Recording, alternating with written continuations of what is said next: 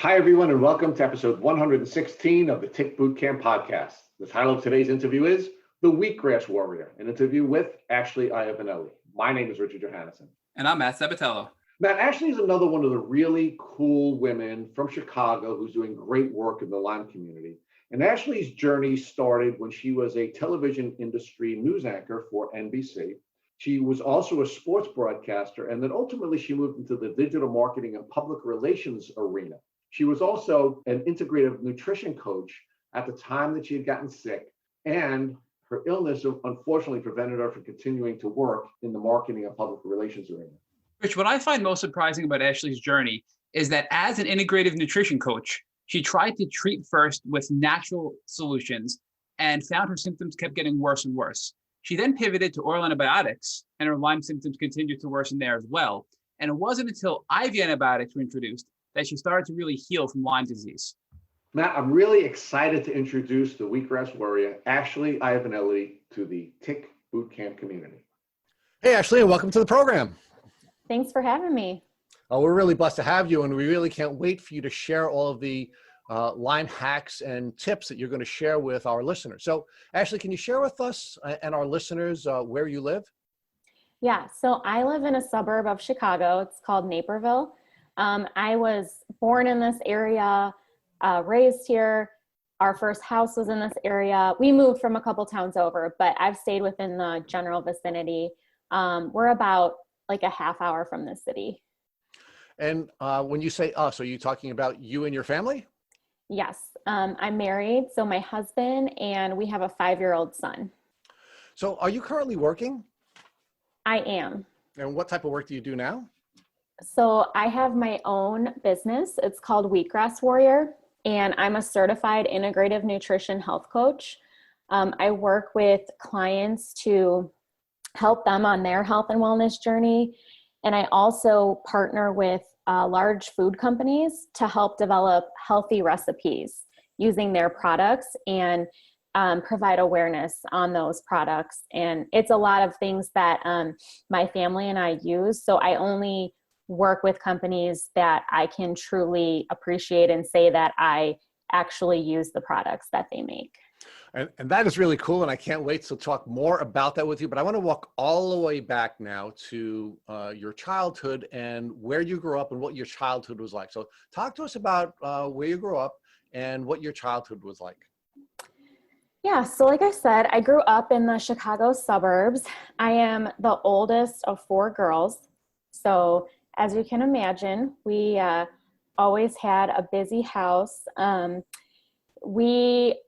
2 of my sisters live in Arizona, so it's just 2 of us left in the Chicago area. I don't blame them for leaving. Much better weather there. But I grew up, a pretty, what I would call typical childhood. I was involved in a lot of activities. I did gymnastics, cheerleading, soccer.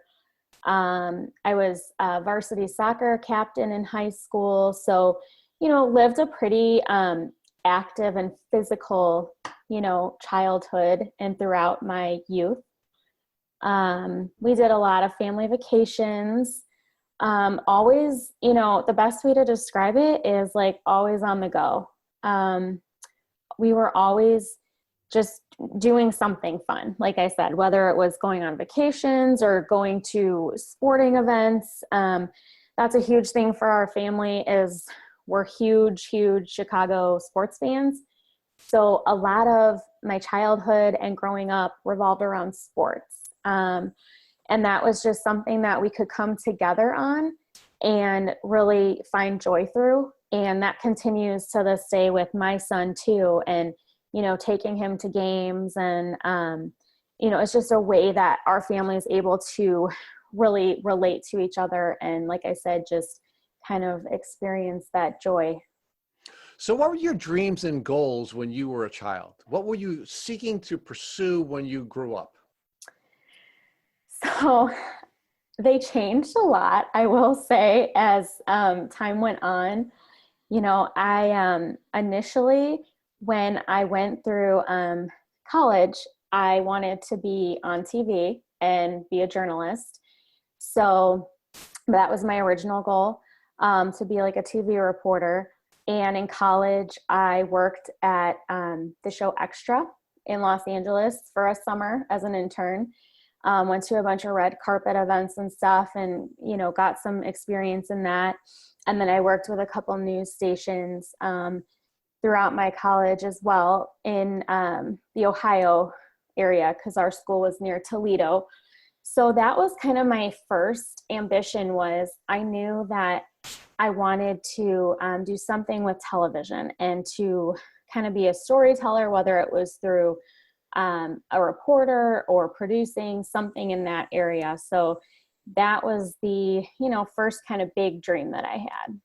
And were you ultimately able to succeed in achieving that dream? And if you didn't or did, what did you pivot to? So I did. I initially, after college, I moved out to North Dakota to take a news job with NBC. So I was what you call a one-man band reporter / anchor with NBC, which means I had to go around and film the stories and interviews throughout the day by myself. That means with the camera too. So I had to carry this like 50-pound camera, set it up to get ready for my interviews. Then I would come back to the news station and I would write the show, meaning producing. So I would go into the software and time everything out, write the copy. And then I had to do my hair and makeup and get ready to go live at, there was 2 shows we did. So it was like a true one-man band experience for Montana and North Dakota. And it was definitely, you know, one of the wildest experiences. And then after that, I moved back to Chicago, and I went into producing with a company called Intersport, and they do sports production. So I worked with them for a little bit. We did a couple shows. There was one with Roger Federer. We did a show about the Masters for CBS. So they were kind of longer format specials that we did. So I did, you know, get my feet wet in that industry for a little bit. And, you know, it's tougher than people think. I will say that.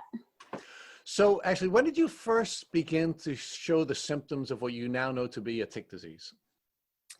So the first symptoms that I can recall was back in 2018, or no, I'm not 2018, sorry. When I was 28, I'm trying to think of the year here. I was 28, so it was several years ago. And it was in like the late spring of that year that I had the first symptoms. And where were you on your career path at the time you first began to show the symptoms of your tick disease? At that time, I had left the TV industry. I had transitioned into marketing and PR. So during that time, I was working with law firms and lawyers. We were a legal marketing agency, and I worked with them for several years. So I was doing digital marketing and PR for them. And how did your developing tick disease symptoms impact your capacity to perform your work in the public relations arena? Looking back, it was tough. I just remember it was difficult to even be at a desk all day, just due to the pain and discomfort. I found it hard to be in the office and to be sitting all day.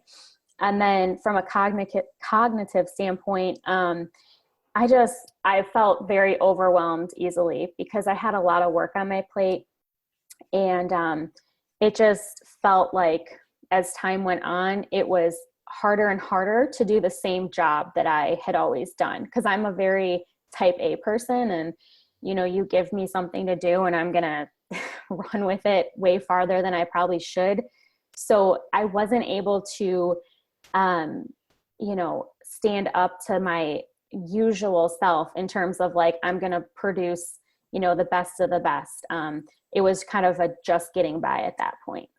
So let's talk about that window of time that we've just explored where you, between your youth and the age of 28, what, if anything, did you know about ticks and Lyme disease during that window of your life? Nothing. Had you ever heard of ticks? Did anybody ever teach you how to remove a tick? Did you ever get any educational information from your family or from either your college education or your high school education, anything at all? I had heard of ticks and I had heard of Lyme disease, and the only thing I remember about hearing about Lyme disease was somebody I knew that their knee got swollen or something, and that was it. That was about my extent. I never was shown what to do if you get one. I had zero education on it. And I guess I did also hear about it through the vet because our dogs had always been on some type of flea and tick preventative. Okay, so you're 20 years old, you're beginning to show these symptoms, and you go from being someone who was creating, producing, and I guess presenting all of the news for a whole community in the Dakotas, to now working at a public relations firm, and you're not even able to do your work. So what are you thinking about, and how is that affecting your decisions to go to seek help from the medical community? Yeah, it was tough. And before I knew what was wrong with me, I made a decision to leave my job.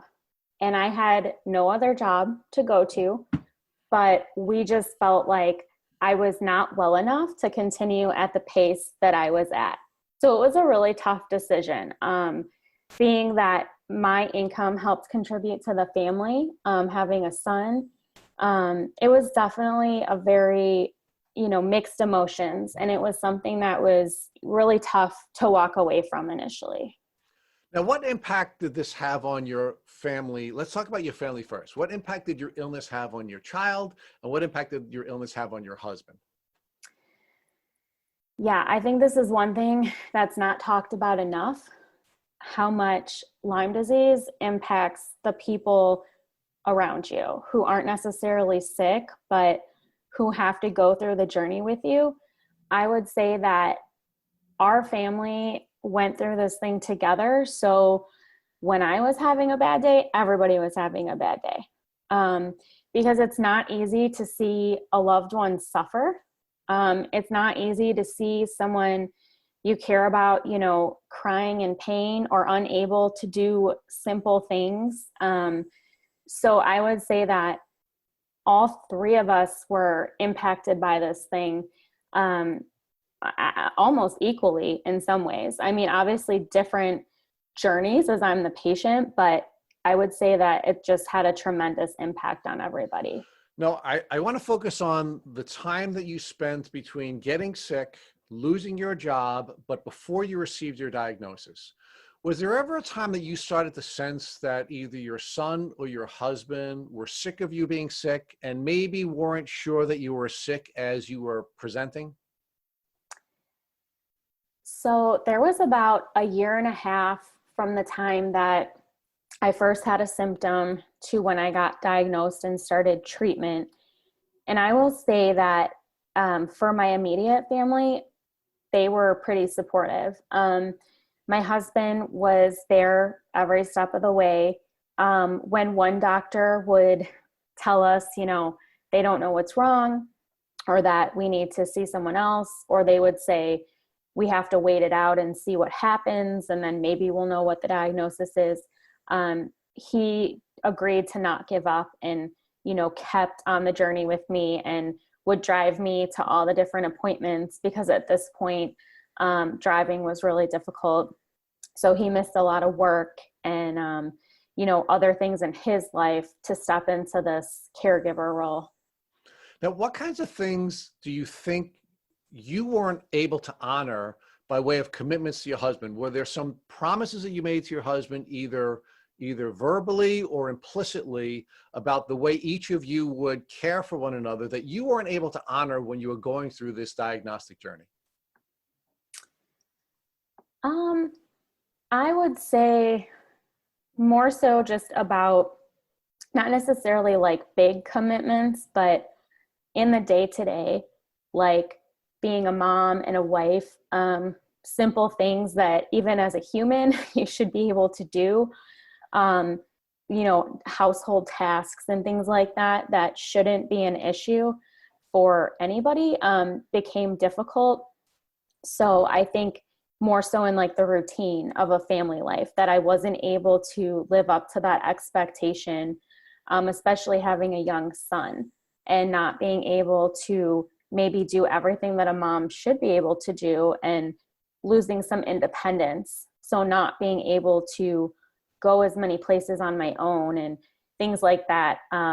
So I definitely think if that would be one aspect that was affected. And did you sense that your husband was getting frustrated with not really having a partner to do some of the things that he and you would expect you to be able to do in caring for your child and caring for each other?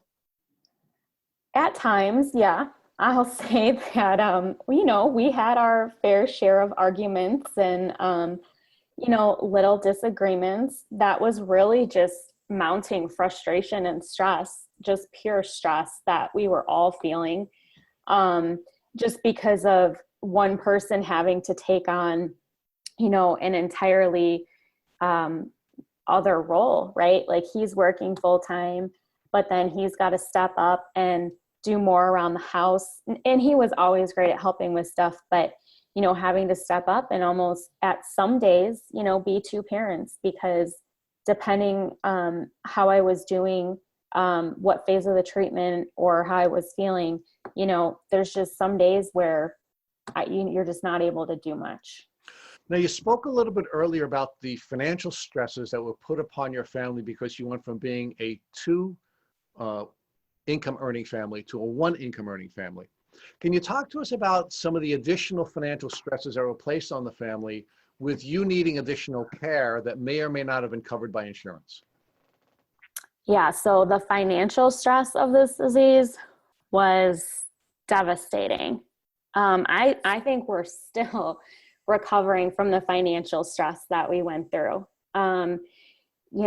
It's bad enough to only be able to have one parent contribute, but then to find out how much these treatments cost. I mean, we're talking upwards of $4,000 a month at one point out of pocket. So that doesn't mean like, oh, you owe them. It means you put that on your credit card each week. So the financial stress took a lot out of us. I think it exhausted us almost on a soul level. It was just something so difficult, but also looking back, so necessary, because it really pushed us to change our mindset around money and finances. And we were able to really create a new way of a new lifestyle and a new way of looking at money that has now really benefited our family and allowed us to get through that process. Can you give us some more details on how your mindset went from what it was to what it is now so that you are getting through that process in a healthy way? Yeah, so I think initially it was, how are we going to pay for this? How are we going to afford this? There's no way we can afford this. This is expensive. This is, we will never recover from this. To our mindset now is, after going through what we went through month to month, we always have the faith and the positive outlook that we will pay for it. So some months we didn't know like where the money was going to come from. And I have to tell you, like, it was almost became exciting at some points to see like where that extra money was going to come in from. And a really funny story is, there was one point, I was not diagnosed yet, but I was not working anymore. And that's when we said, there was one night I'll never forget, we were like, we are going to make this financially work. I don't know how, but we're going to do it. And we looked at each other and we said, we're going to do this. And we're putting our faith in God and, going to have a positive mindset on this. And no matter what, we're going to do this. We're going to have the money we need to pay the mortgage, pay for medical, get through this. And it was that weekend, it was my mom's birthday, and we went to a casino with her because she enjoys that. And I never usually do that stuff. And they took us to dinner and we were just doing a couple games and stuff. And I ended up hitting a jackpot for almost $12,000. So it was like, and that covered expenses for like the next like 4 months. So pretty unreal. So your financial journey was one that took you from doubt to faith. Oh yeah. After that, it was like our level of faith, and since then, so many different ways, odd jobs that come in and, opportunities and things. It's just been, such a interesting journey, but we've made it work. So now let's step outside of your family and talk about your larger social circle. Did you have any challenges and did you lose any friends as a consequence of not being able to be the friend that you had been because you were on this illness journey? Yeah, I would say that the social aspect of Lyme disease was one of the toughest, actually. After the financial and physical stress, I would say that the social stress and disappointment that came was really actually so impactful. I think at times added to the stress of the illness. We had a really big group of friends, and we were very social people before Lyme disease. We were always going to sporting events and traveling, and every weekend it was like, what are we going to do? We never sat around. We always wanted to be around people, and that's just who we are, or who we were, I should say. And so it was very disheartening and disappointing when I got sick that there was just a lot of people and friends that just didn't understand.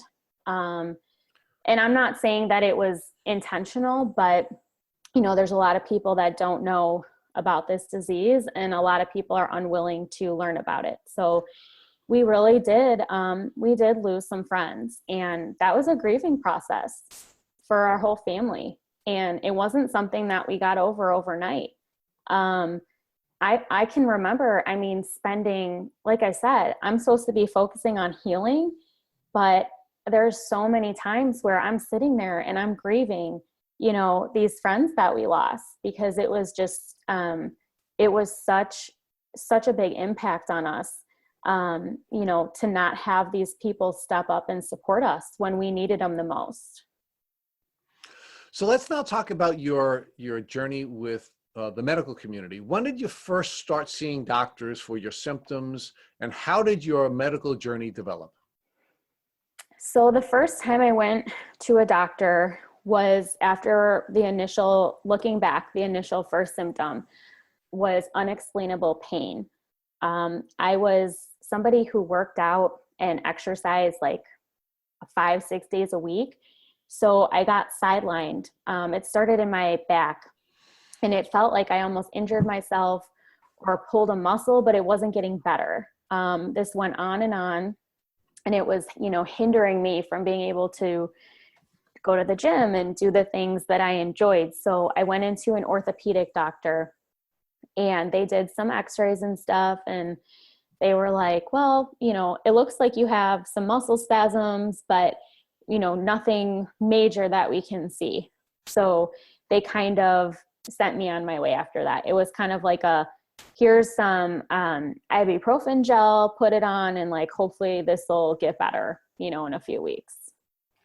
Actually, did it get better after a few weeks? It did not. So after that, it actually went up my body. So then it was kind of in my upper back and my chest. I had what they call costochondritis. So I was at the primary doctor then, trying to figure out, okay, now where's this pain coming from? And so then they said it might be a pulled muscle. And, the whole time I'm thinking, how am I pulling all these muscles? Like, usually when you pull a muscle or get injured, you feel that moment that it happens, or shortly after, if not the next day, right? And so there was never an incident or occurrence where I was like, I think I did this to cause this.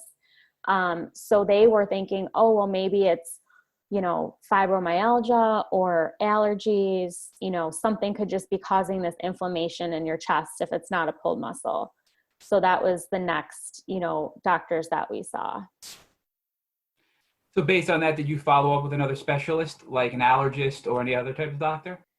Well, so then after the costochondritis kind of started to tone down a little bit, and mind you, it was not a quick process. I remember having to sleep almost sitting up on the couch for like 2 months because laying on my back and that body weight was excruciatingly painful. And that's with like pain medication. So it was a really tough month or two. And once that finally settled, it went to my neck. So I just woke up one day and really couldn't turn my neck anymore. And the pain was just like pain I've never experienced before. So then we went back to the doctor because we were just not really sure what was going on at that point. And now that you have these developing symptoms, pain throughout your body, not being able to sleep, what did the doctor say at this point?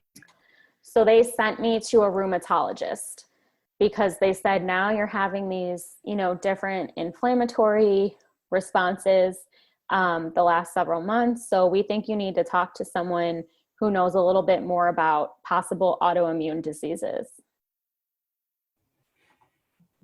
And then I'm guessing the next step would be you followed up with a rheumatologist, correct? Yep. So we saw the first rheumatologist.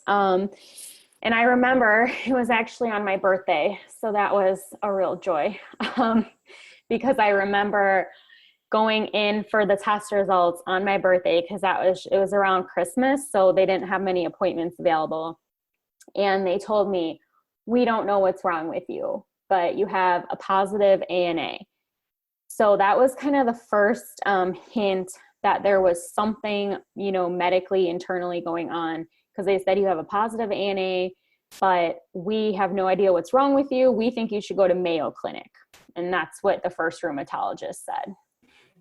Now, at this point, for our listeners, high ANA is their non-specific autoimmune markers. Yep. So it was telling them that I was having an autoimmune response, but they ran a bunch of other tests for specific autoimmune diseases like lupus, rheumatoid arthritis, Sjogren's, I think MS was on there. So there was a panel of tests that they ran, and those were all coming back negative. So at this point, we have to say you've had many, many classic Lyme disease symptoms, from the body pain to the migrating pain, now to these autoimmune-like conditions with no autoimmune disease to be found from your testing. Did any doctor you have seen throughout the many at this point ever indicate you could have Lyme disease? Yes. So actually the next doctor that I saw, because the next symptom that came up was terrible migraines. So I was still dealing with the neck situation, and I started getting migraines. I've had headaches throughout my life, like sinus headaches, allergy headaches, like here and there, but migraines is a whole nother story. And I had never had a migraine before. I was having like visual disturbances with it, like numbness of my face and tongue, eye twitching, so these migraines were just coming with nausea, dizziness. They were coming with so many symptoms. So then they sent me to a neurologist, because now that the migraines kicked in, they figured, well, this might be like something going on with that symptom. And the very first neurologist that I saw at the time, I didn't think much of it, but he did test for Lyme disease, just using the basic CDC test. And I really didn't think twice about it back then. And it came back negative initially. And they did not, pursue additional testing on that when it did come back negative. So what was that discussion like with your neurologist when he told you that the test came back negative? Did he or she indicate to you that these tests were not accurate, that there should be some additional follow-up, that potentially there could be a clinical diagnosis based on your classic symptoms? Was any of that discussed with your neurologist? No, actually, if I recall, there was not even a discussion, because that stuff was negative. They just sent it electronically through the MyChart, and that was that. It was kind of a closed book at that point.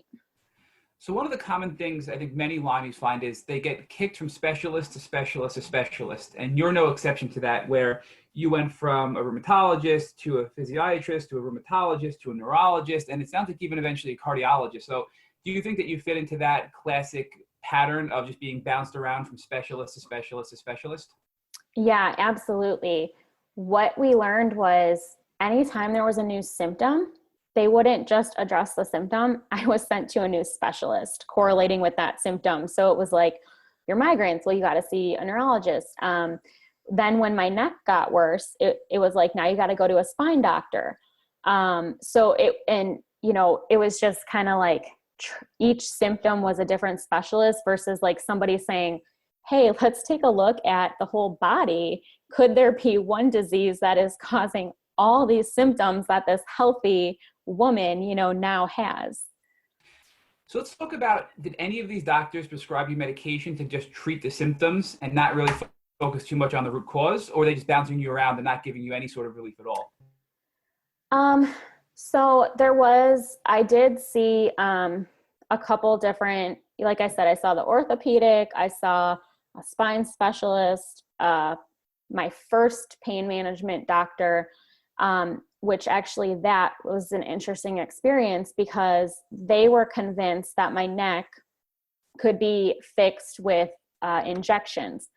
And at that point in time, I was in so much pain. I couldn't turn my head, let alone do simple things like drive or, even hardly cook, which was something that I really loved. So I'm like, anything, right? Just do anything. And they gave me 6 injections in my neck at one time, which looking back, I'm like, I don't know how I agreed to that. But again, when you're desperate.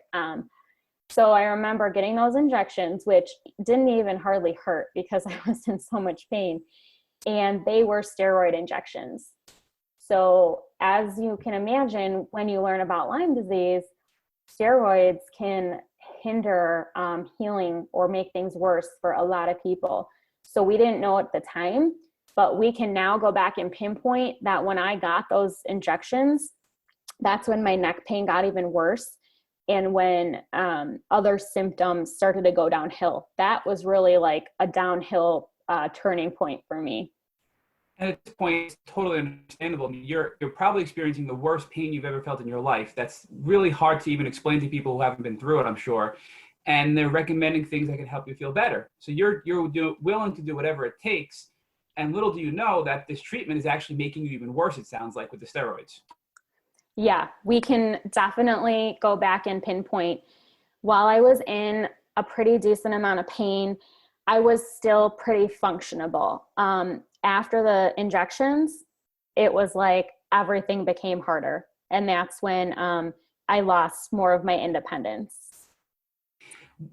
Did any of your doctors put a connection together that these steroids, which should have helped you in their mind, made you so much worse, and maybe they were on the wrong path and there was something else they should be considering as, to what is the root cause of your real illness that's going on? They didn't, because after that point, it was recommended that I see a more experienced and kind of higher level rheumatologist. So we saw somebody at one of the universities, and she was a good doctor, and she did agree that something was wrong with me, but their attitude was kind of, nothing's coming back positive on these panels except the ANA. So my ANA was, I think, 1280, which is about as high as it goes. So in their mind, they're like, we think you have some type of autoimmune disease, but nothing's coming back positive on these individual panels. So we'll see you back in 6 months and see if anything changes. In the meantime, we'll put you in physical therapy for your pain, which I will say, now looking back, physical therapy has been so helpful for me. But again, back then, that was not going to be a treatment. So actually, as you know, my story is very similar to your story and many of our other podcast guests, where they go to a rheumatologist, they have these very high ANA levels, but nothing pops for a specific autoimmune disease. And then they're told just to come back in a year or 6 months and to try physical therapy, where their symptoms just continue to get worse, right? So it seems to us that maybe rheumatologists need to be more aware of Lyme disease and the autoimmune component of it to help people like you and I and the over 100 guests we've interviewed to get a quicker diagnosis. Would you agree with that? 100%. Yeah. Because even when I did get diagnosed and we went back to that rheumatologist to just let them know, I remember her reaction. She was pretty shocked. She was like, wow, I never have seen a patient with Lyme disease come in with these symptoms. So it was, she was very open to learning, which was good, but she definitely had no idea that that's what it could have been. And I think there's a little foreshadowing here about for the tail end of this podcast where we're going to focus on your efforts to raise awareness, which is critically needed specifically in the autoimmune community and the rheumatologist community. So walk us through your next doctor and how you eventually led up to your Lyme diagnosis. Yeah, so after that, we saw another neurologist because the migraines were getting worse and I was getting a lot of neuropathy, lots of nerve type sensations and pain. I was losing feeling in my hands, having a lot of like nerve pain and shooting in my legs. And then there was a really scary moment that I remember to this day, the first time it happened, where I completely lost feeling in my arm. I just remember looking at it and it was lying there and I couldn't move it. And I was like telling my arm to move and I couldn't move it. And unless you've experienced it, it's very hard to explain, but it was just one of the most terrifying moments in my entire life. And that's when they were like, okay, you need to go see another neurologist because there is something that is not getting picked up here. So we saw another neurologist who was basically like, we think you're having like hemiplegic migraines, which is like stroke-like migraines, which could be causing the paralysis and nerve pain and all the numbness and tingling. So they wanted to just put me on different medications to treat the migraines. When we said, could this be something more? They were kind of like convinced, like, well, we just think it's migraines. So they weren't they weren't really thinking they needed to explore more. He was pretty confident, like, migraines can cause a lot of symptoms. I think that's why you have neck pain. I think that's why you're losing feeling. I think, he tried to kind of say that that was the answer for all of my symptoms. So many of these symptoms have, in our past interviews with other guests, have caused doctors to say this is all in their head, right? Like not being able to move parts of your body. So at any point in your journey, did anybody in your family, your social circle, or your team of doctors indicate that this could have been a mental health issue causing all of your symptoms? Or were you always confident that there was a physical component to your illness? So I feel fortunate that I never had to deal with that specific accusation throughout my journey with different practitioners, because I know it's a devastating thing to go through. However, I think that positive ANA is the tiny breadcrumb that gave me the treatment that I received, that allowed them to at least listen to me. And I think back and I'm like, had I not had that ANA, I probably would have been brushed off. I mean, I don't even know if I would have been referred out at that point. And right before your diagnosis, I believe you started to experience some heart-related symptoms as well. Can you talk to us about those? Yeah, so I experienced tachycardia and shortness of breath, dizziness, and just like doing things that were pretty simple became really difficult, like exerting myself physically, just like cleaning or like picking toys up off the ground. Something so simple could send me into like a tachycardic episode, to where I would have to lay down with my legs up to try to get my heart rate back down so I can like see straight and breathe again. And I truly believe that those symptoms only came on because I, didn't get treated, quick enough. Did any doctor ever discuss with you the possibility of having POTS? Because many Lyme patients have a POTS diagnosis, which, we believe is a byproduct of Lyme disease, and that's the inability to really regulate your heart rate when you go from one position to another, or laying down to a standing up position. Has that ever been discussed with you and your doctors? Yes. So I was eventually diagnosed with POTS after I had got my Lyme diagnosis and worked with a Lyme doctor. They diagnosed me with POTS after doing those tests and then just going off my, day-to-day symptoms. And with POTS, it's definitely not just the heart rate. So I deal with like temperature issues, like my temperature can't regulate itself. So one minute I'm sweating, or like I'm in chills and I'm wearing a winter coat and hat in my house, which people think is ridiculous, but unless you've experienced it, what else? It just causes all sorts of issues, like you said, with the autonomic nervous system. So the things your body does that you don't think about because they just happen naturally, when that goes in disarray, it's miserable. It's just, you have no control over it. So before we talk about your official diagnosis, looking back at your experience before you got diagnosed, for those who are listening and have similar symptoms, whether it be cardiac or POTS, what advice would you give them that you wish you had then to help treat their symptoms while they're going through this period of their life? So some of the best advice that I can give looking back is to always, always be your own advocate. If one doctor says that you need to wait it out or they don't know what's wrong with you, keep searching. There's good and bad doctors out there, just like there's good and bad people, or there's knowledgeable and then less knowledgeable.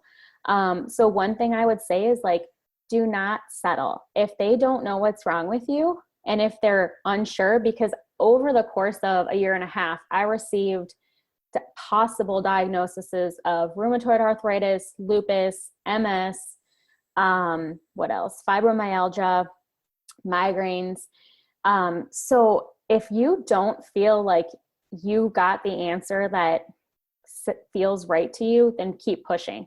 And if you have to see 100 doctors, then do what it takes, because you know your body better than anyone. And your body is such a well-oiled, built machine that it doesn't give you symptoms unless there's something wrong. That is a signal from your body saying, hey, hello, pay attention to this. Something's out of balance. Like, I need help. And I think that had I, even been more aware of that, maybe I would have pushed to kind of see doctors sooner than waiting a few months in between. So now here you are almost 2 years into your symptoms and trying to figure out what's wrong with you, and somebody refers you to a Lyme later doctor out of state. So who referred you to that doctor, and what was it like when you finally met with this Lyme later doctor and got your Lyme diagnosis? Yeah, so one of my old coworkers and good friends had read about Lyme disease in a magazine article, and I think it was in Rolling Stone, I want to say. And she had heard about it through a friend as well. And, she knew a little bit about my journey. And she's like, I don't want to impose, but I just have this feeling that you might want to look into Lyme disease. She's like, all your symptoms, because I also had fevers and chills. I also had like the basic infection symptoms like that too. So she's like, I just feel that you need to pursue this. So actually we did see 2 different infectious disease doctors in Chicago at prominent university hospitals who told us that without a positive CDC test, there's no way I have Lyme disease. They said, and the one of them said that it's impossible to have Lyme disease if you don't have a positive CDC test. So then we kind of started asking around, does anybody know of a Lyme doctor, in some of the Facebook groups and stuff that I was in? And we got referred, somebody knew the name of one in Wisconsin, because at that point we were kind of done with Chicago. And we went up to Wisconsin to this Lyme literate doctor. And that was when, before they even did a blood test, based on all my symptoms and test results and history from the other doctors, they were like, we are certain you have Lyme disease, but we will run this blood test, just to confirm it. And they did IGeneX. So it was sent to California. And that's a more, that test has been used by many because it's more accurate than the CDC test. And, sure enough, we got the positive diagnosis from there. So now let's focus on the diagnosis and how you feel at the moment you get the diagnosis. Are you feeling validated? Are you feeling excited? Are you feeling upset? What does the diagnosis do for you emotionally? So I still remember that day, and I will preface that being we live in the Chicago suburbs, going up to Wisconsin for the doctor, we're in the car for a good almost 5 hours with traffic. It's like 2.5 there, 2.5 back. So it was a long car ride back after that.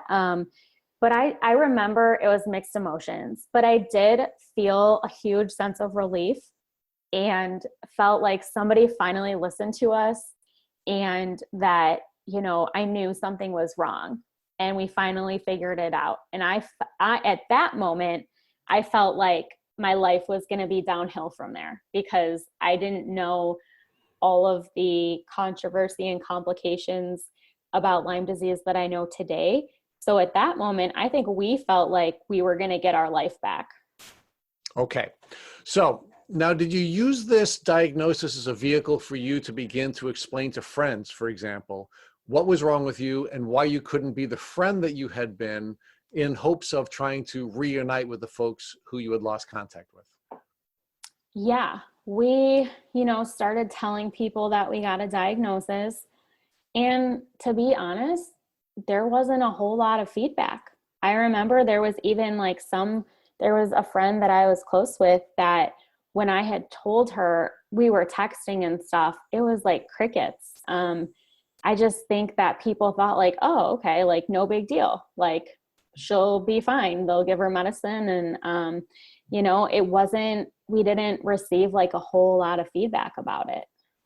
So you were hoping that your Lyme diagnosis was now going to give you the ability to explain to everyone what was wrong with you, and you thought that would result in some healing in your social circles, and unfortunately that didn't work. It didn't. No, unfortunately not. Now, were you also of the mind that you were going to be able to get a quick treatment for this illness and go back to work and begin to contribute to the financial elements of your family?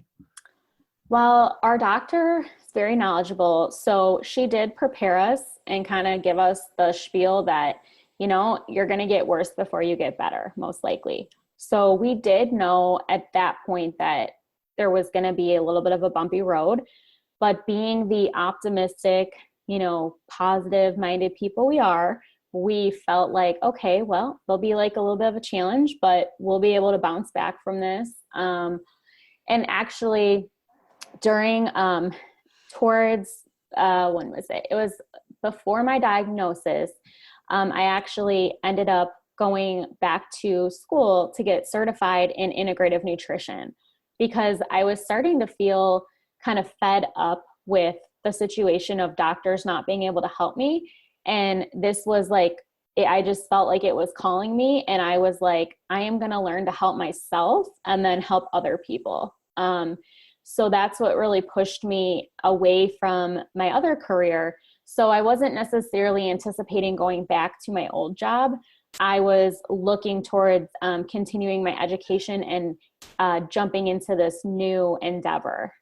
So let's focus on that for a minute. So you're now in a position where you've gone to several doctors, some of the leading specialists in one of the top hospitals in the country, and you decide that you now want to go through a career change where you can now learn to help yourself and help others who have been failed by the medical community.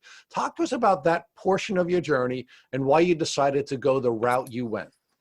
Yeah. So I will say that this wasn't the first time that I was disappointed by the medical community, unfortunately. When I was younger, in my young 20s, I was diagnosed with IBS and interstitial cystitis. And those conditions kind of came as a surprise because, again, I was a very active, physical person and very, what I would say, healthy at the time. But I did have a lot of stress. And I looking back, I know that maybe that contributed to some of that. So when the medical community couldn't help me with those conditions that they said were chronic, I started to do my own research, and I was able to put those conditions into what I would call remission, just based on nutrition changes and lifestyle changes that I made. So before I got Lyme disease, I was actually, in terms of health, I was at the pinnacle of my health. I was eating, an organic, like healthy, whole foods based diet. I was doing yoga, exercising, all that. So that was part of the fuel for it. But then when the Lyme disease stuff hit, and, I was back in this like familiar situation of, well, here I am again. And the medical community is basically just saying that there's nothing more they can do. That was like, enough is enough. Like, I remember saying, I'm tired of like Band-Aid fixes. I want to be able to figure this out. And I figured it out before, so I'm going to figure it out again. And I want to be able to inspire others to, take their own health into their hands, because I know how complicated this medical system is. And there's so much power in personal wellness and being able to know how to take care of yourself. So you decided you were going to become a health and wellness coach. Tell us how you made the decision to pursue that discipline and what educational courses you took to ultimately gain that certification. Yeah, so I had looked at a couple different programs, but I was very fascinated with nutrition. And so I know I wanted that to be a big component of it. But I know I didn't want to be a dietitian. I didn't want to go back to school for several years. But, it wasn't even just that. It was that I knew they didn't teach about the other components that are so important to healing, like energy and mindset and your career, and are your relationships balanced? So I knew that a dietitian wasn't going to teach me those things, but I knew that I loved food and I loved teaching people about food, because during this time I had started my Instagram as a way to, basically it was therapeutic for me. Cooking and coming up with healthy recipes was a way that I got through some of the pain.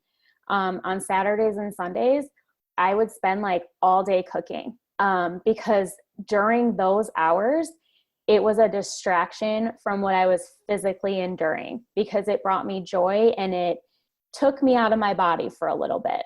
Not that it took the pain away, but it made it so it was a little bit more manageable. So I knew I wanted to include those aspects in it. And that's where I found the Institute for Integrative Nutrition, because as a certified integrative nutrition coach, they don't just teach you about what you call primary nutrition. So that's like your food, all your regimens and things like that. They teach about secondary nutrition too, which is what I talked about with like energy, mindset, relationships. Do you have that balance? And they say that you're not really healthy if you don't have both of those things balanced, like body, mind, and soul. So one of the things actually I do want to share with you, just so that the folks in your community are aware, there is actually a wonderful Lyme literate doctor in Chicago now, Dr. Casey Kelly from Case Integrative Medicine, who I think people in your community and people in communities outside of Chicago should consider working with, because although during the course of the time you were on your journey, there wasn't someone who was capable of doing that work, you now have somebody who I think is probably one of the most competent doctors in the country, capable of helping folks deal with their Lyme literacy issues and their Lyme disease issues. So can you talk to us about the doctors that you were treating with and what kinds of treatment they recommended to you and how they worked for you?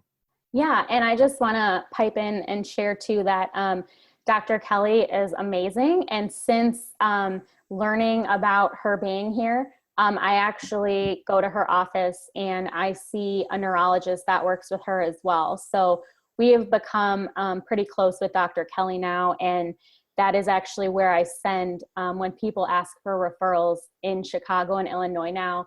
I feel really fortunate that I can tell them about her. So I'm really glad that you brought that up. And yeah, so with the treatment with my doctor in Wisconsin, who again, they're great doctors and I'm so fortunate, but it's a hike, to be driving out of state every time to see for your appointment. So my mind at first was, I'm going to do this thing holistically, because I had read a couple books and stuff about people taking herbs and using like nutrition. So when we first started treatment, I was like, we're going to do this thing herbal. I'm going to like alter my diet and we're going to just kick this thing the natural way. Well, little did I know that wasn't going to work for my situation. So gave it a good, shot, but unfortunately I just got sicker. So we did add in oral antibiotics, and again, it was one of those things where that wasn't what I was hoping for, but I knew that to beat this disease, for me personally, it was going to be a mixture of holistic things and medication. And I knew that was going to be an important component.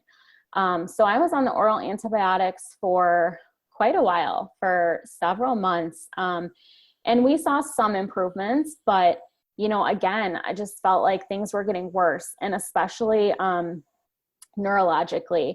So cognitively, I was having more issues, lots of brain fog, even like sleep, insomnia, and then like just my memory. I am what you would call, since I was a child, I have a photographic memory.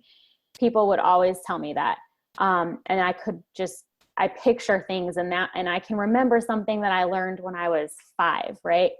So when my memory started to go, which was something that was just always there and so sharp, that's when things got a little scary. I remember some times where that kicked in too, where I started my car with the garage shut and my car was running and my son was in the car. And like, I didn't know like what was going on. And then like a couple minutes later, I'm like, oh my God, I didn't open the garage. Like just something that normally would be like a never do this. And your brain so this was on the oral antibiotics. And I also remember like going to a drive-through to get food and I drove away. I paid them and then I drove away. And then I got to my mom's house and she's like, where's the food? And I'm like, oh my God. So, I mean, it was at that point around then too, when I kind of gave up driving because I knew that it wasn't safe anymore. But so the oral antibiotics weren't working. They knew I needed something stronger because also my pain was getting worse and the neuropathy and losing feeling in my limbs and stuff, that was not getting better. So that's when they recommended IV antibiotics. But Ashley, real quick, do you think that the oral antibiotics weren't working because they couldn't treat the neurological Lyme disease? Many of our past guests have indicated that oral antibiotics cannot get through the blood-brain barrier and therefore can't treat neurological Lyme the way you need it to. Yeah, I definitely believe that. So that would be a cautionary tale for those listening who have neurological symptoms and are being treated with oral antibiotics that most likely they won't work because they can't get through it to treat the neurological symptoms. Yeah, definitely. And what type of herbs were you using before you went on the oral antibiotics? Were you using a protocol? Were you sort of just doing it yourself and mixing and matching herbs? How did you take that approach? It was through my Lyme doctor. I was using now, and I don't want to knock these herbs because I know other people who have really good success with them, and I use them. I have used them since, and I found like they were more beneficial. Cemento and Banderol, and kind of that antimicrobial protocol, and a lot of different supplements to try to just help my body, better be able to fight and detox and things like that. Did you at any time use a combination of herbs and antibiotics, or did you go from the herbs, stop, and then do the oral antibiotics? So we were doing a combination of both. My regimen has kind of always had a little bit of an herbal component and supplement component, and then the medicine component. Was it one antibiotic you were using, or were you using combination therapy, multiple antibiotics at once? Yeah, Or we tried a few different oral antibiotics, doxycycline, azithromycin, what's that other one that's red? I have a blank, but there was, rifampin. That was not a fun one. I blanked it from my mind because I didn't like that one. So yeah, it was a different combination of things. so once you realized with your Lyme litter doctor that the oral antibiotics were not working and you were continuing to get worse, you then went on and actually got IV antibiotics. So can you walk us through what that was like from your perspective? You know, you're going in, did you get a port put in, and how did that help you moving forward? Yeah, so from the time that my doctor was like, I think you definitely need IV antibiotics, to the time when I did my first dose was almost 8 months, I believe. And that wasn't by choice, but we had to submit it to insurance, and we knew it was slim. But at the time, we just didn't feel like we could financially afford, because again, this wouldn't be our only medical bill. We were still paying off, medical bills from the last like 2 years. So we didn't know if we could feasibly afford to pay for the IV antibiotics out of pocket. So we kept hoping that insurance was going to come through, and we kept fighting with them for months. And so what happened is we kept appealing. So they said, like, you need to appeal. So they would say, you don't have arthritis, you don't have neurological complications, and you don't have heart issues related to it. Yet we had all of those. So we continued to submit every single diagnosis, including all of those symptoms. And it came down to it. I eventually even sent them pictures of my swollen joints, because that was how frustrated we were, that they kept coming back and saying, you don't have arthritis. Well, I had multiple doctors say I have arthritis. I was on arthritis medication. So I'm like, I'll send you pictures then. So eventually, we decided we're going to figure this out and pay for this on our own. And they finally agreed to pay for the installation of the PICC line, but that was about it.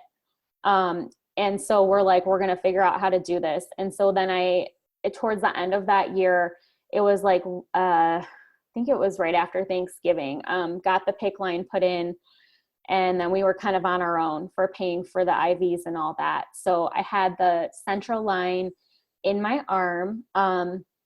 And what it does is it delivers the medication to your heart to be pumped throughout your veins, throughout your body, so it can get into your brain and your spine, into different areas that's harder for the oral antibiotics to reach.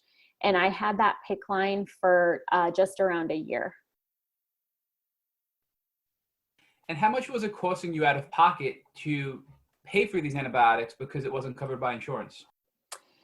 So some months, with all the nursing and the IVs, because there was different medications I was doing with the PICC line, and then the other medical expenses I had to see my doctors, we were somewhere almost around $4,000 a month for some months. And what was it like when you first started this IV treatment with antibiotics? Did you feel better right away? Was it about the same? And then how did it progress over time? So initially, I did not see improvements right away. And that was something that a lot of people were frustrated about. Not necessarily us, because we had the patience, but people are like, why aren't you getting better? Because they thought that this PICC line was going to be, the savior right away. But it took probably maybe 4 or 5 months. We stuck with it. And then we started to see some changes and some improvements. And then how much longer did you stay on the IV antibiotics for after you started to see the improvements? For about another 5 or 6 months after that. And at this point now, 5 or 6 months after that, what was your life like? What were you able to do that you couldn't do before thanks to the IV antibiotics? So I definitely noticed some improvements in my independence. So even though I had a PICC line, which you would think would be kind of a hindrance. And it was in some ways. I was finding myself to be more independent. So I wasn't able to go to like stores for a while. I couldn't like grocery shop or go to Target. Target was so tough because of, I think it was due to the sensory overload, my doctor said, and like with POTS and stuff. So I would go to Target before and I would end up crying in my car, unable to see straight, and would be so dizzy and out of breath that my husband had to come pick me up before. So I was able to go back to Target. I was able to start grocery shopping again. I felt more confident taking my son places. So like before, I was very hesitant to take him anywhere like by myself, but I was regaining confidence to drive him places and take him places, just for like play dates and things like that me and him could do. And I was having improvement with the migraines, some other fevers and things like that. So I was seeing improvements in some of the other symptoms as well. What caused you to stop taking these antibiotics and your central line taken out? Was it your progress? Was it a financial component or a combination of factors? It was a combination.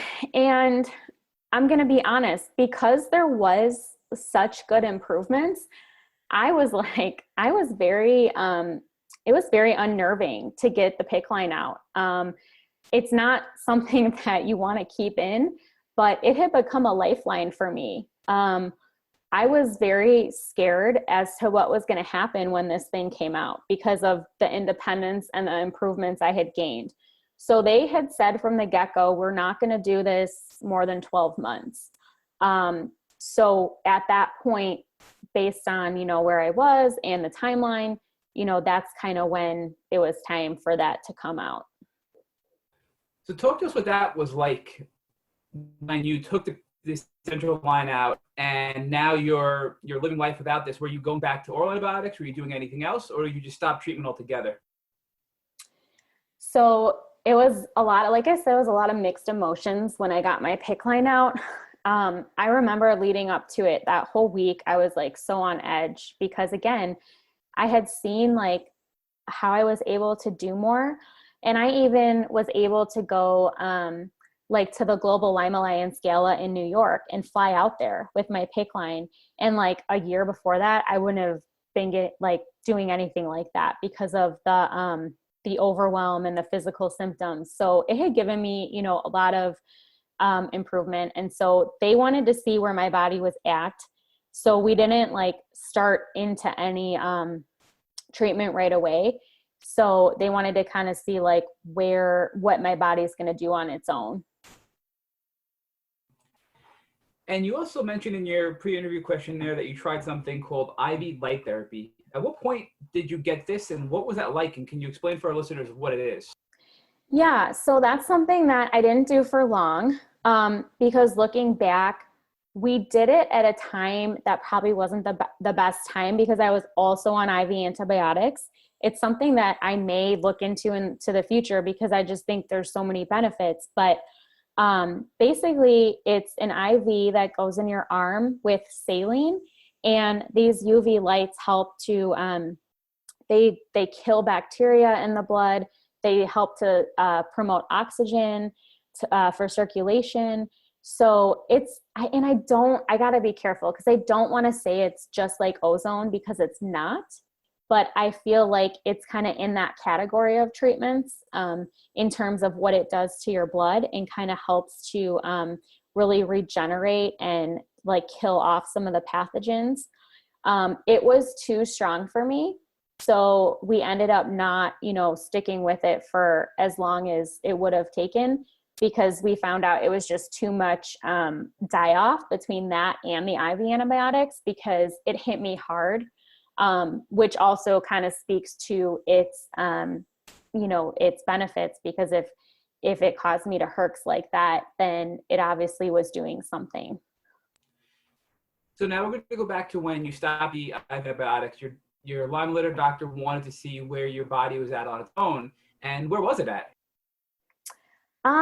So, the journey was not over yet because we around that time is when we found out that I have mold toxicity.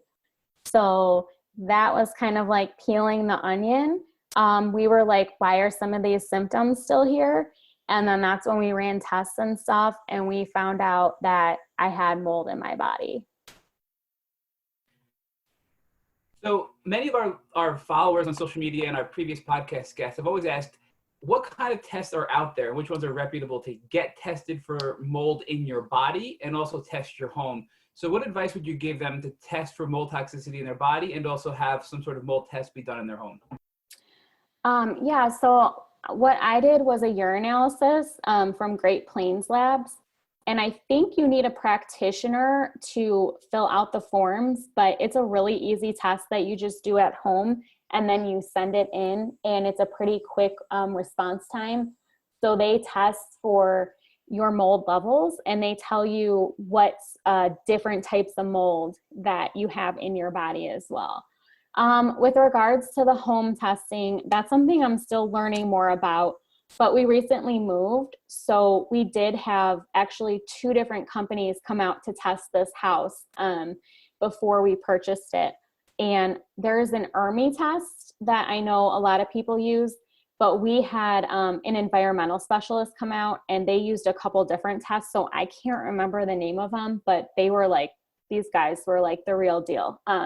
They knew like more about mold than I've ever, could imagine somebody knew. So they were good. But yeah, I know the ERMI test is one that people can do on their own, just ordering it online. So did you do anything to treat the mold toxicity, or was your driving factor that you moved out of your mold infested home and that allowed you then to heal and recover by that one piece alone? Yeah, so I will preface too, we never found mold in our house. So that's another, interesting component of all this. However, we do know that we were all exposed on many occasions at a family member's house who had a very bad mold problem. And so when I had talked to some of the specialists, they said that mold can store in your fat tissue and can come back out and stuff. So it was kind of a crazy situation. We don't know for sure where I was exposed. It was probably multiple places too, maybe, so that's a whole nother aspect of things. But we started doing a lot of detoxing and just trying to, get the mold.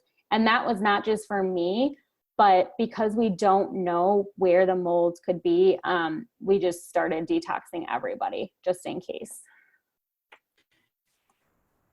And what was your Lyme litter doctor saying at this point? Was he advising you, or were you doing this on your own with another doctor, or just based on your own research? It was through my Lyme doctor, and also just kind of based on some things I had learned as well.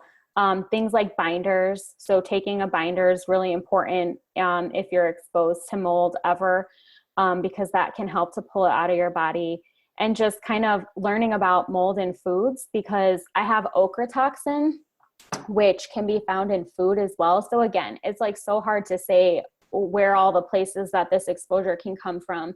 But I learned about what foods, you have to be careful with, because if you consume a lot of foods that can have mold, you're not going to have like massively toxic amounts, but it can certainly hinder your healing in that area too. What are your thoughts on some of the concerns people have about these treatments? Like using a binder, for example, there are concerns that you're gonna pull out your good nutrients as well, in addition to these toxins, and you're gonna flush your system of good nutrients. And then alternatively, there are options like coffee enemas. And many people believe coffee enemas are amazing to detox your body, and others feel that they're very high risk.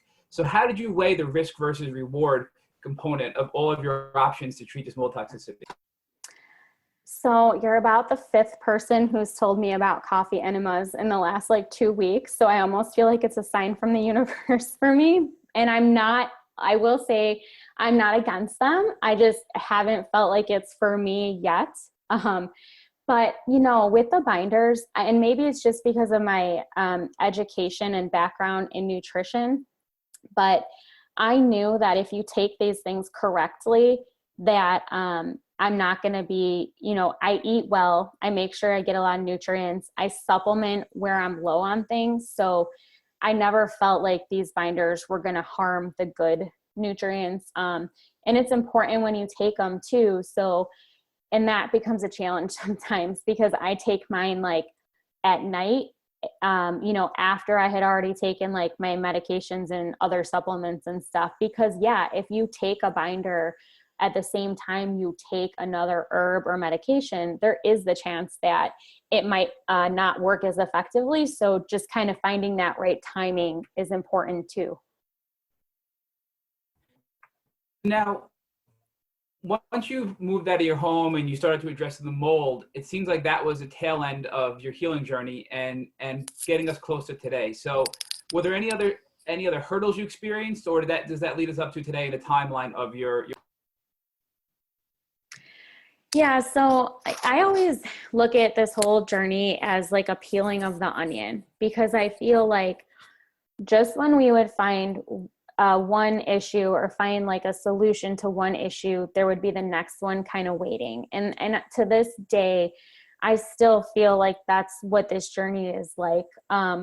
So once we kind of addressed, mold toxicity and watching out for foods and making sure we find a home that is like completely, no issues or water issues. That was important for moving forward. But also, I think my immune system is the one component that, it's still the part of the journey, because I have immune deficiencies that I did not have before Lyme disease. So I have low IgG subclasses.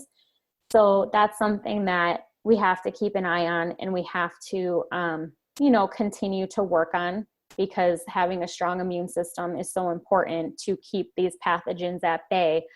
And then actually, as of late, we've kind of found another component that I never knew was there, and we're exploring the possibility of viruses now. I came down with shingles this year, about a month and a half ago, and we're now realizing that it's a pretty persistent case of shingles, and we're starting to test and explore for the possibility that some of these like herpes family viruses could be also have what not hindered, but could have been part of the why I didn't get better quicker. All in all, it seems like you've come a really long way. You look great, you sound great, you're clearly very smart, and the brain fog is gone. So what percentage would you say you're back to your old self from the time you got sick up until the present date?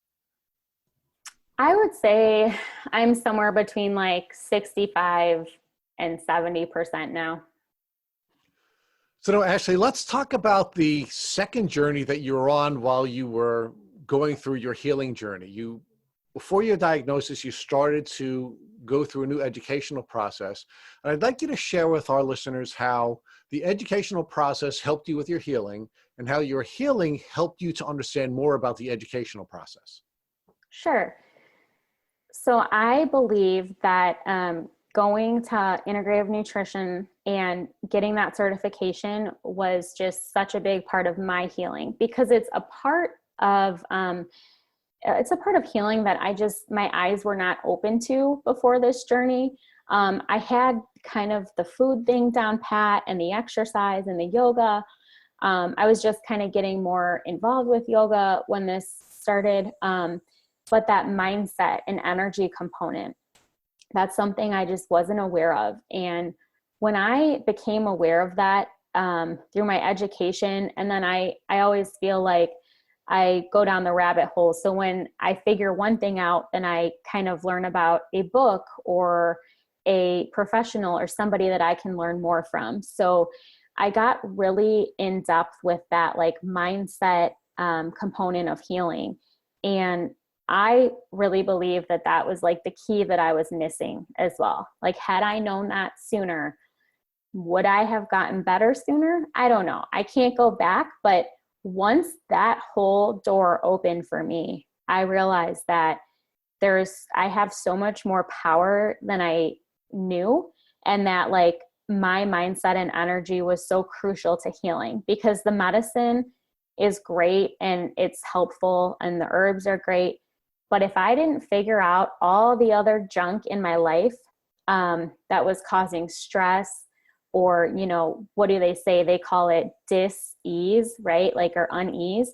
If I didn't figure all that stuff out, I don't know if I would be where I'm at today, because I had to work on all those other things that were weighing me down. Now, Ashley, you've pivoted from working on your own healing to now reaching out and helping other folks heal. How did that develop in your journey, especially since you were so sick and you had so many problems? How did you go from being a person who was trying to heal herself to now reaching out to the larger community and giving back to the Lyme community? So when I first started sharing my personal journey and speaking out, I always said that if I can help just one person, that it's worth it, that it's worth putting myself out there, and it's worth, because it's vulnerable at times. And so I said, if I even help just one person get diagnosed or one person get the help they need, it's worth it. And so today, I have so much gratitude that it's, I've been able to help a ton of people. And I just felt like going through what myself and my family went through, I just didn't want anybody else to have to go through that. If I could somehow help them avoid it or better navigate it. I just felt like at times we were so alone and lost in our journey.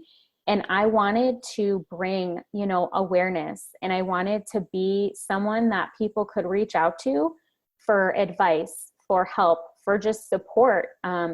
Because like I said, Lyme can be a lonely journey. And I just look back, and if we knew all these things and if we had this support initially, just how different our journey would have been. But that's the main thing, is just, I don't want anyone else to suffer the way that I've suffered, because I don't think anybody deserves to go through, just the devastation with this disease.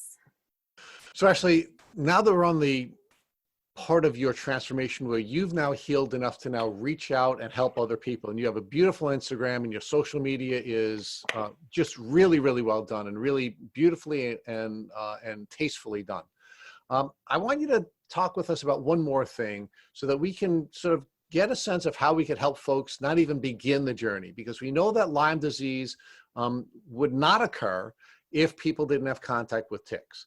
So my question to you is, what advice would you give to someone so that they could avoid coming in contact with ticks and therefore not starting a Lyme disease journey?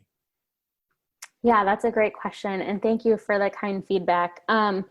My advice would be prevention is key, right? So that's the goal, is to prevent someone from even getting bit by a tick. So there's simple things that can be done, such as wearing a bug repellent. And they have more natural ones, because I know that's the first concern of many people, is I don't want to spray chemicals. They have some great tick repellent formulas with essential oils. There's brands that are more natural. And if you feel, like you need to have something stronger, there's certainly many options in terms of those brands as well. So I would say bug repellent. And then I would say it's just that awareness too.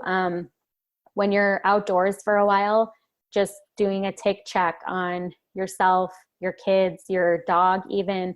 And it's just a simple awareness of the fact that ticks could be out there. Because if you find a tick before it's able to kind of latch on, you're saving yourself all that trouble. And if someone does get bit, which it happens, and I know it can be scary, but I think, having this knowledge is what can help with the fear part of it. When you're aware, you can better be prepared. So saving that tick to send it in to be tested would be great, because then you know exactly like what diseases you're possibly dealing with. And then getting into a doctor who knows about ticks and Lyme disease. I can't stress that enough. If someone in your family gets bit, someone not just going to the first doctor, that's in the area, but doing your research to find somebody near you that is Lyme literate, because that is the whole key of this, is somebody that knows what they're doing, so they can help you best prevent catching one of these diseases. Thank you for listening to the Tick Bootcamp interview with our guest, Ashley Iovinelli. To our listeners, we have a call to action. First, if you'd like to learn more about Ashley Iovinelli and her tick disease journey, please visit our Instagram at wheatgrass_warrior. Second, if you enjoyed this episode of the Tick Bootcamp podcast, please share it with your friends by using the social media buttons you see at the bottom of the post. Third, Tick Bootcamp has created a Tick Bite Blueprint that has been inspired by the information that has been provided to us by past podcast guests. We urge you to visit our website at www.tickbootcamp.com to view the blueprint. Please note we would appreciate any input or improvements you would like to offer. Fourth, don't forget to subscribe to this podcast on iTunes, Google Podcasts, or Spotify to get your automatic episode updates of our Tick Bootcamp podcast. And finally, please take a minute to leave us an honest review on iTunes or on our website. Thank you for listening.